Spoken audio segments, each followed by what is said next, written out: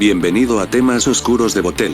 Hoy nos toca hablar de uno de los más polémicos presidentes de los Estados Unidos de América. Bill Clinton, el último presidente cara bonita desde JFK, esa cara amistosa que le ayudó mucho para los medios de comunicación, para sostener su oscura administración y llevar a cabo una serie de políticas ruines. Como, por ejemplo, la promulgación del Tratado de Libre Comercio de América del Norte.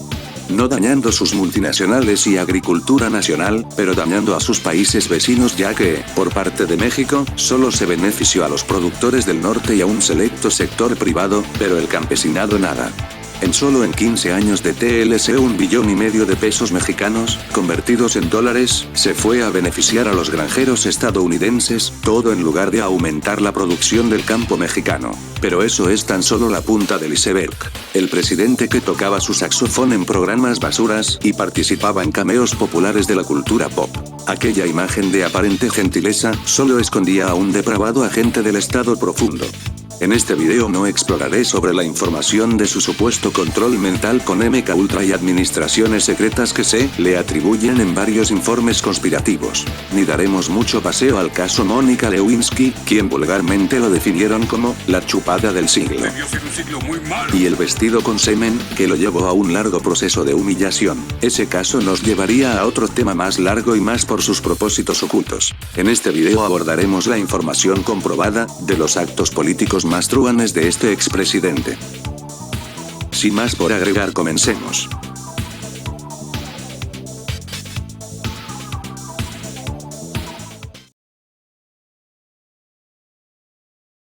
William Jefferson Bill Clinton, nacido como William Jefferson Blythe III, 19 de agosto de 1946, fue el 42º presidente de los Estados Unidos y el segundo en ser destituido.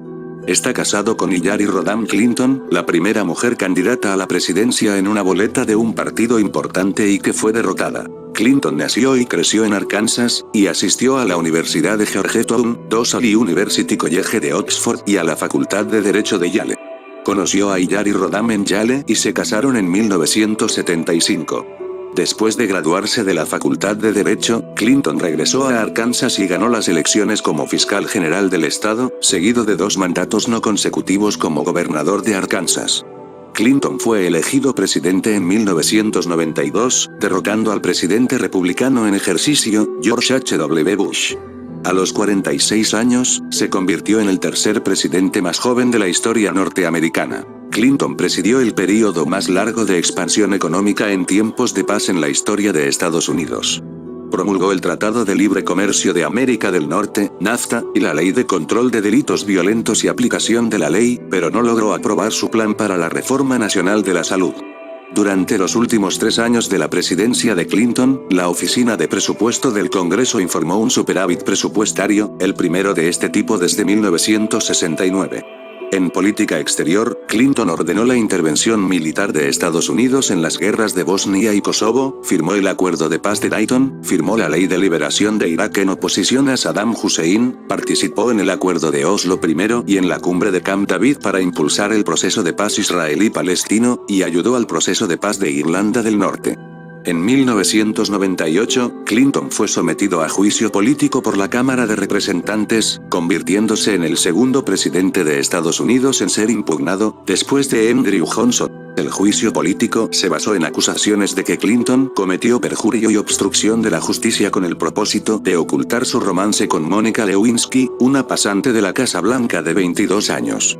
Fue absuelto por el Senado y completó su segundo mandato. Clinton dejó el cargo con el índice de aprobación de final de mandato más alto de cualquier presidente de Estados Unidos desde la Segunda Guerra Mundial, y su presidencia se ha ubicado entre las posiciones más altas en la clasificación histórica de presidentes de Estados Unidos.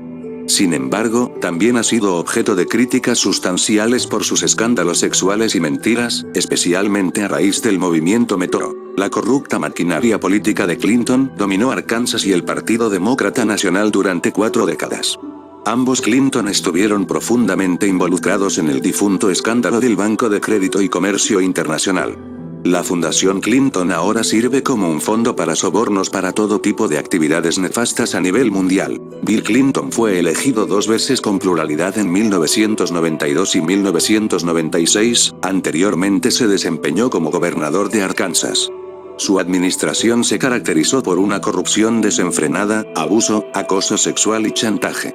La era posterior a la Guerra Fría redujo el gasto en defensa, redujo las tasas de interés y creó una avalancha de efectivo disponible que condujo a burbujas inmobiliarias y bursátiles y más escándalos. El Partido Comunista Chino ayudó ilegalmente a la reelección de Bill Clinton en 1996 y se le otorgó el ingreso a la Organización Mundial del Comercio poco después de que Clinton dejara el cargo. Después de que un fiscal especial identificara 11 delitos graves, Clinton fue acusado por la Cámara de Representantes de los Estados Unidos por obstrucción de la justicia y perjurio relacionado con su conducta sexual inapropiada en el cargo y abuso de mujeres antes de asumir el cargo.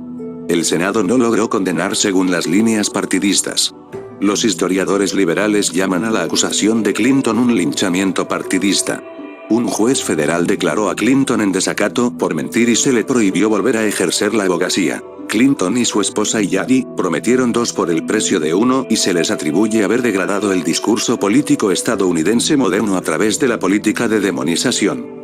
Cumplió su mandato a pesar de las derrotas legislativas, los repetidos escándalos y la destitución. Después de dejar la Casa Blanca, se convirtió en un orador bien pagado en los círculos liberales.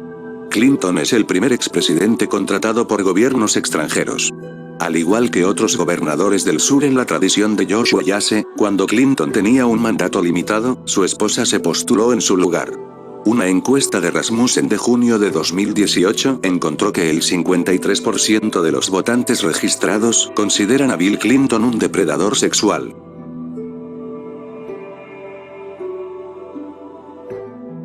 El hombre y el mito. Clinton nació en Hope, Arkansas, un mes después de que su padre, William Jefferson Blythe II, un vendedor, muriera en un accidente automovilístico. Fue criado por sus abuelos maternos hasta los 4 años, cuando su madre Virginia Kelly, enfermera, se casó con Roger Clinton, un vendedor de autos. Roger era alcohólico y violento. El matrimonio fue tempestuoso, incluido un divorcio y un nuevo matrimonio en 1962. Clinton, bautista del sur de toda la vida, se graduó de la escuela secundaria pública Hot Springs en 1964. Asistió a la Universidad de Georgetown en Washington después de Cristo, donde participó activamente en la política demócrata. Durante sus días universitarios en la década de 1960, también asistió, participó e incluso organizó varias manifestaciones de protesta antiestadounidenses, que incluyeron la lectura de las citas de Mao Zedong. Bill y Hillary Rodham se conocieron en 1972 mientras estudiaban Derecho en la Universidad de Yale. Inspirados por el gobernador demócrata de Alabama, George Wayase, y su esposa, la gobernadora Lurleen Wayase, los dos forjaron un pacto para ayudarse en la carrera del otro. Cuando uno fue despedido, el otro asume el control. Trabajaron en equipo en la campaña presidencial de George McGovern en 1972 y luego en la primera candidatura fallida de Bill para la Cámara de Representantes de los Estados Unidos en 1974. Contrariamente al mito de décadas de antigüedad, Bill Clinton no recibió un título de Rhodes Scholar. Clinton fue expulsado del programa de Oxford por la violación de Eileen Wellstone, de 19 años, su primera víctima conocida de agresión sexual. Sin embargo, a pesar de esto, se informó que obtuvo uno, y se sospecha que esto se debió más a su adhesión a la ideología de izquierda radical que a su posición académica real. Como resultado de ser expulsado, Clinton perdió su prórroga y fue reclutado a través de sus patrocinadores políticos de Arkansas, a saber, el senador J. William Fulbright, pudo evadir Vietnam y cumplir los 2 años de servicio activo que le debía a su país en la CIA como soplón que espiaba los movimientos europeos contra la guerra de Vietnam y sus supuestos vínculos con Moscú. Informó a Kurt Meyer en Londres. El compañero de habitación de Clinton en Oxford, Strobe Talbot, que hablaba ruso con fluidez, también fue reclutado para trabajar para la CIA en ese mismo momento y tradujo las memorias de Nikita Khrushchev que habían sido sacadas de contrabando de la Unión Soviética y publicadas en Occidente por la CIA. A pesar de esto, sin embargo, los documentos indican que asistió, participó e incluso organizó mítines antiestadounidenses incluso cuando Richard Nixon era presidente de los Estados Unidos, incluso distribuyendo folletos que se referían a él como un jefe imperialista. Además, el coronel Eugene Olmes recordó una conversación en la que Clinton hizo parecer que quería unirse al ROTC en 1969 y omitió que Clinton era de hecho responsable de participar e incluso organizar varias protestas contra la guerra, y Clinton también admitió los engaños en una carta después. Además, también pasó algún tiempo en la década de 1970 en Moscú, Rusia. Llegó allí en avión o en tren, y también se sugirió fuertemente que Clinton obtuvo su financiación para el viaje a través de la KGB. El estatus de Clinton como hombre de compañía y operativo de la CIA se reactivó en la década de 1980 como gobernador de Arkansas, cuando fue llamado a albergar la base de operaciones de Irán contra en Mena, Arkansas. Sus contactos y relaciones con la CIA finalmente sirvieron para promover su carrera y ambiciones personales. Jeffrey Epstein, pedófilo registrado condenado y cofundador de la Fundación Clinton. Bill Clinton con el cofundador de la Fundación Clinton, Jeffrey Epstein. Según el multimillonario Jeffrey Epstein, ayudó a fundar la Fundación Clinton. Epstein también fundó su propia Fundación Epstein. Cuando los Clinton dejaron la Casa Blanca en 2001, Bill pasó más tiempo con su cohorte y socio comercial comúnmente conocido en los medios como el pervertido multimillonario. Su amigo está involucrado en una red de tráfico sexual de niños.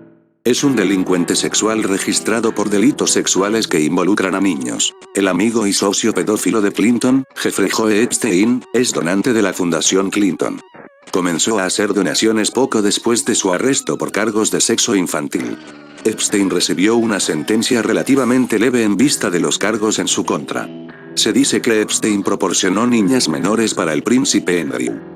Cuando la policía de Palm Beach, Florida, incautó la libreta de contactos de Epstein, se descubrieron 21 números de teléfono y direcciones de correo electrónico diferentes de los operadores de máquinas de Clinton, incluido el número de celular personal de Bill Clinton y los números del lacayo de Bill, Doug Bando, y el lacayo de Iyadi, Cheryl Mills. Epstein poseyó propiedades en Manhattan, Palm Beach y las Islas Vírgenes, donde se dice que ocurrieron los actos de abuso sexual infantil. Los registros de vuelo incautados en la investigación revelan que Clinton voló en el avión privado de Epstein 18 veces. Se ha establecido que algunos de estos vuelos fueron al retiro de las Islas Vírgenes de Epstein. Una mujer que las víctimas mencionan como proxeneta de niñas menores de edad es donante de la campaña presidencial de Hillary Clinton y asistió a la boda de Chelsea Clinton en 2010. En 2007, el exfiscal de Whitewater Ken Starr, a quien los críticos acusan de encubrir la investigación de Vince Foster, defendió a Epstein de una segunda condena por tener relaciones sexuales con un menor de 14 años. Starr se vio obligado a dejar su puesto como presidente de la Universidad de Baylor en mayo de 2016 por manejar mal otro escándalo sexual. Caso Lewinsky. Al margen de los logros y desaciertos de su segundo mandato presidencial, este se vio particularmente marcado y ridiculizado por la mórbida y extensa cobertura que los medios realizaron de los escándalos de carácter sexual en que se vio envuelto, principalmente el que lo ligaba a la becaria de la Casa Blanca, Mónica Lewinsky, una licenciada en psicología de etnia judía con quien mantuvo una relación adúltera. El 6 de agosto de 1998, se convirtió en la primera testigo que refutaba la declaración jurada de un presidente de Estados Unidos, en la que negó haber tenido relaciones sexuales con ella. El fiscal acusó al presidente de 11 graves delitos merecedores de un proceso de impugnación impeachment, por perjurio, en sus declaraciones en el caso Paula Jones y ante el gran jurado, abuso de poder y obstrucción a la labor de justicia. El 8 de octubre, el Congreso votó 258 a 176 votos a favor del proceso de destitución. Tras unos meses, Clinton admitió haber mantenido un comportamiento físico impropio, aunque negó haber cometido perjurio. El 12 de febrero de 1999, la Cámara Alta declaró a Clinton no culpable del delito de perjurio por 55 a 45 votos a favor, y del delito de obstrucción a la justicia con empate a 50. Para la impugnación se exigía una mayoría de 2/3. Se podría decir que el escándalo afectó a las elecciones presidenciales de Estados Unidos de 2000 en dos formas contradictorias. El candidato demócrata y en ese entonces vicepresidente Al Gore declaró que el escándalo de Clinton había sido una carga que desinfló el entusiasmo de la base de su partido y tuvo el efecto de reducir los votos demócratas, estos sí fueron mayoritarios en el recuento del voto popular. Clinton afirmó que el escándalo hizo a la campaña de Al Gore demasiado cautelosa, y que, si a Clinton se le hubiera permitido hacer campaña por Gore en Arkansas y New Hampshire, cualquiera de los dos estados le hubiera dado a Gore los votos electorales que necesitaba independientemente de lo ocurrido en Florida. Los analistas políticos apoyaron ambos puntos. Antes y después de la elección del 2000, John Cochran de la cadena ABC News relacionó el escándalo Lewinsky con un fenómeno de los votantes que llamó fatiga a Clinton. 35 La votación mostró que el escándalo continuó afectando al bajo índice de aprobación personal de Clinton durante el proceso electoral. 36 Y analistas como John G. Geer de la Universidad Vanderbilt posteriormente concluyeron que la fatiga a Clinton, o un tipo de votación de moral retrospectiva, tuvieron un impacto significativo en las oportunidades de Gore. Otros analistas se unieron al argumento de Clinton, y argumentaron que la negativa de Gore a tener a Clinton en campaña con él dañó su atractivo. Racismo. Los Clinton son conocidos por su manipulación cínica de los votantes negros y por complacer el sentimiento nativista de clase trabajadora blanca, blanco trabajador. Con reminiscencias del famoso discurso de Hillary llévalos al talón, mientras hablaba de los tiroteos policiales, Hillary dijo: tenemos que controlar lo que es absolutamente inexplicable sin molestarnos en explicar lo que es inexplicable. Todo apunta a que el racismo de Clinton es profundo. La noche en que Bill Clinton perdió su candidatura a un escaño en el Congreso en 1974 y decepcionó sus ambiciones personales inmediatas, Hillary culpó de la pérdida al director de campaña Paul Fry. Ella me llamó todo menos un hombre blanco, explicó Fry a la BBC. Las tensiones aumentaron. Luego ella lo llamó maldito bastardo judío. Los Clinton, por supuesto, lo niegan, pero 5 testigos sobrevivientes separados se corroboran entre sí en detalle. El incidente se informó por primera vez en un libro publicado por HarperCollins en 2000 titulado State of the Union: Inside the Complex Marriage of Bill and Hillary Clinton. Clinton comenzó sus primeros 2 años en la Casa del Estado de Arkansas en 1979 como gobernador al invitar al viejo y venenoso segregacionista Orval Faubus a un lugar de honor en su ceremonia inaugural. Los Clinton llaman a Jesse Jackson ese maldito negro a sus espaldas. Jackson se negó a entregar sus delegados en 1984 a Gary Hart, el antiguo jefe de Clinton de la campaña Democrat de 1972. Jackson, el primer afroamericano en ganar estados en las primarias de un partido importante, cuestionó la disparidad entre su total de votos y el número de delegados, pero incluso Hart se puso del lado de la manipulación de las reglas primarias por parte del DNC. En 1988, Jackson seleccionó a Ron Brown como su principal negociador en la Convención Nacional Demócrata de 1988. Brown se desempeñó como presidente del Comité Nacional Demócrata y secretario de Comercio hasta que murió en un accidente aéreo. El Consejo de Liderazgo Democrático, DLC, era una organización racista formada por restos de las campañas Democrat y Hart, menos la coalición Arco Iris. Para 1992 se había hecho cargo del DNC. Los estrategas demócratas buscaron distanciarse del movimiento de derechos civiles y comenzaron a impulsar la candidatura centrista de Bill Clinton. El hecho de que Bill Cosby reciba acusaciones de agresiones sexuales e irregularidades de hace 30 años con un efecto devastador en su vida y su carrera, mientras que Bill Clinton es presentado como un modelo de masculinidad y servicio público por los medios y el sistema judicial es un testimonio de la intolerancia y el racismo de los principales medios de comunicación y sus seguidores. Persisten los rumores de que los Clinton han chantajeado efectivamente a Barack Obama para que abandone la investigación del correo electrónico y por su apoyo activo en la campaña presidencial de 2016. Perfilado racial de los hispanos. Los Clinton instituyeron el perfil racial de los hispanos como traficantes de drogas en 1988. Específicamente, los policías estaban autorizados a detener y registrar vehículos conducidos por hispanos, especialmente aquellos con placas de Texas. Una vez más, el programa de detención de delincuentes de Clinton fue impugnado en un tribunal federal y declarado inconstitucional. Pero el programa continuó de todos modos con una mayor destrucción de las libertades civiles cuando los policías estatales de Clinton autorizaron detener y registrar cualquier automóvil sin importar la raza. Roberto García de Posada, director ejecutivo de Hispanic Business Roundtable, citó el hecho de que Clinton era un fuerte partidario de la discriminación racial contra los hispanos y que ellos no tienen la autoridad moral para liderar una campaña nacional sobre este tema.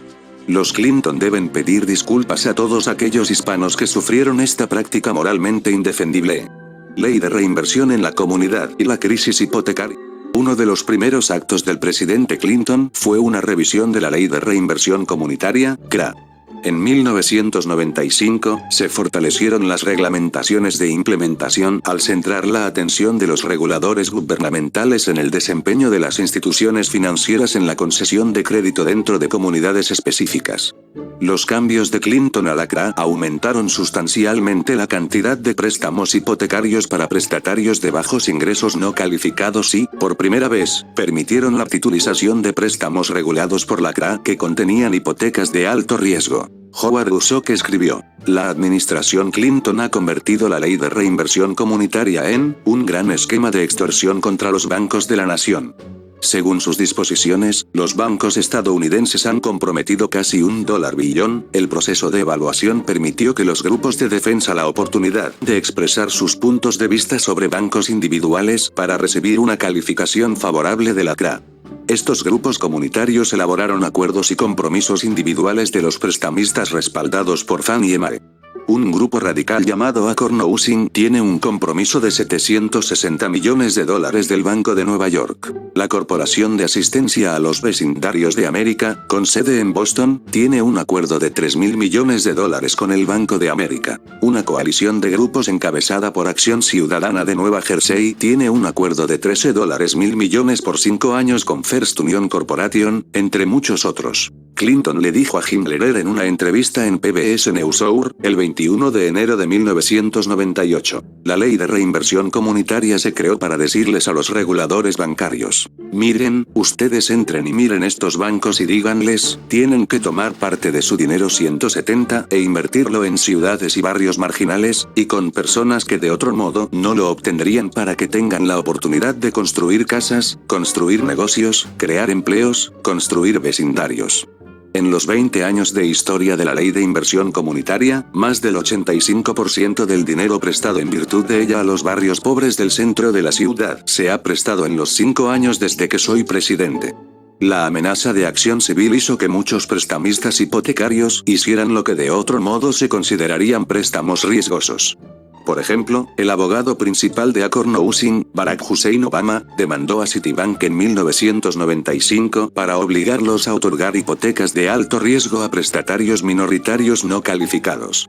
Obama alegó que, aunque a sus clientes se les habían negado hipotecas debido a obligaciones de crédito morosas y crédito adverso, en realidad eran víctimas del racismo institucional. La demanda fue iniciada por la Ley de Reinversión Comunitaria, los llamados préstamos hipotecarios de acción afirmativa. Los demandantes ganaron $60.000, Obama y otros 2 abogados recibieron $950.000. La mano amiga. Clinton se refirió al rescate de México en sus memorias como una de las crisis más grandes de mi primer mandato, y cita a Tom Friedman de The New York Times diciendo que fue la decisión de política exterior menos popular, menos entendida y más importante de la presidencia de Clinton. Fue una creación del secretario del Tesoro, Bob Rubin, y del principal asesor económico, Larry Summers, quienes más tarde ocuparon el mismo cargo para el presidente Barack Obama. Clinton afirma que le tomó 10 minutos decidir sobre el rescate de $20.000 millones.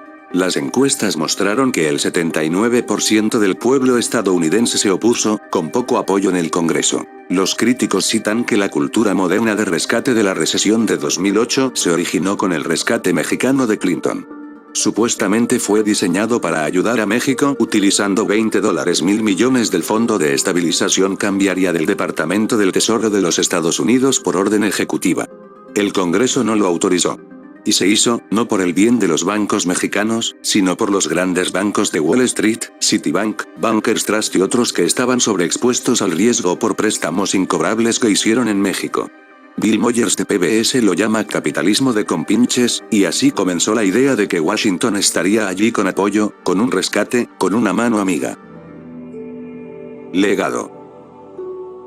De los $1.6 millones que ganó Clinton en salario como presidente durante 8 años, Clinton acordó pagar $850.000 o más del 53% en un acuerdo legal con Paula Jones para satisfacer reclamos por daños a su reputación. Todos los presidentes desde William Howard Taft en 1910 se han desempeñado como presidente honorario de Boy Scouts of America durante su mandato.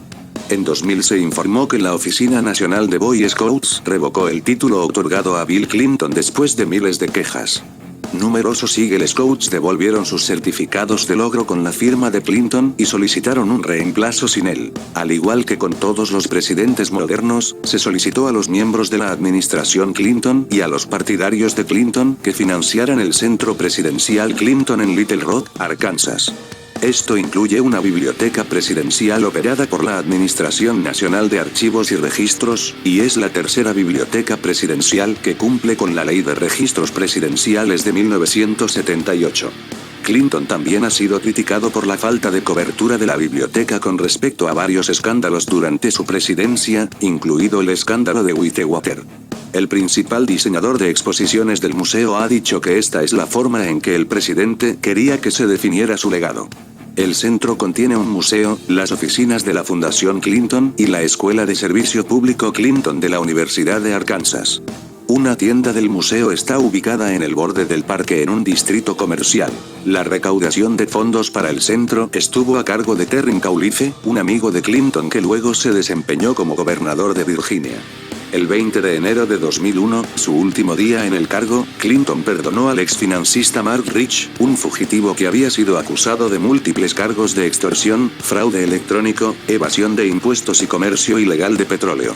Se informó que la esposa de Rich, Denise Eisenberg Rich, hizo 3 donaciones por un total de casi $1 millón al fondo de la biblioteca presidencial de Clinton, así como muchas otras contribuciones al Partido Demócrata y la campaña para el Senado de Hillary Clinton. Más tarde se descubrió que solo hizo 3 pagos por un total de $450.000 para la recaudación de fondos. El Comité Judicial del Senado investigó el indulto y emitió citaciones para los registros bancarios de Denise Rich porque se negó a testificar ante el Comité de Reforma del Gobierno de la Cámara, afirmando su derecho de la quinta enmienda contra la autoincriminación. Aunque Clinton había decidido ubicar la biblioteca en Little Rock, Hillary Clinton luego decidió postularse para el Senado por el estado de Nueva York y la pareja estableció su residencia legal en Nueva York y compró una casa en Chappaqua, Nueva York, en septiembre de 1999. Después de irse a la Casa Blanca, Bill Clinton estableció una oficina en Harlem, Nueva York en lugar de Little Rock. En octubre de 2021, Clinton estuvo hospitalizado durante 5 días con una infección sifilítica del tracto urinario que se propagó al torrente sanguíneo.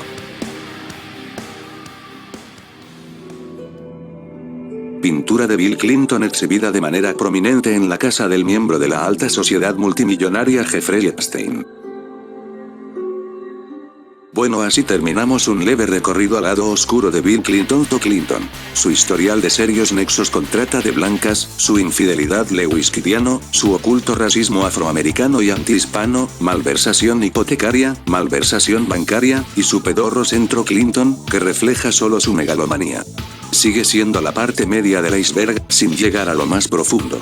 Es decir, la cloaca Clinton, porque todo apunta que los Clinton, detestados por la gran parte del pueblo americano, apuntan a ser marionetas de las mayores casas bancarias para implementar su conveniente geopolítica.